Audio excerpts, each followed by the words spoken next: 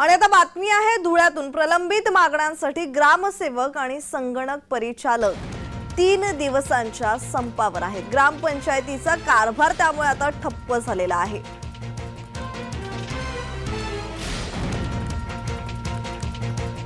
प्रलंबित मागण्यांसाठी ग्रामसेवक आणि संगणक परिचालक 3 दिवसांच्या संपावर आहेत। त्यामुळे ग्रामपंचायतीचा कारभार ठप्प झाल्याचं चित्र पाहावयास मिळत आहे।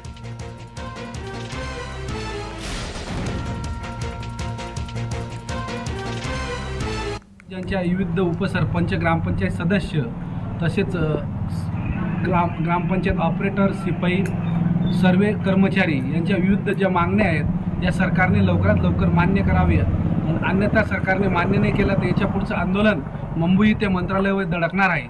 सरकारने लक्षात घेऊन सर्व ग्रामपंचायत ऑपरेटर सिपाई ग्रामरोजगार सेवक यांचे देखील मानधन वाढावं, तसेच सरपंचांचे 5 आमदार विधान परिषदेमध्ये असावेत, उपसरपंचांना आणि सरपंचांना मतदान करण्याचा अधिकार असावा।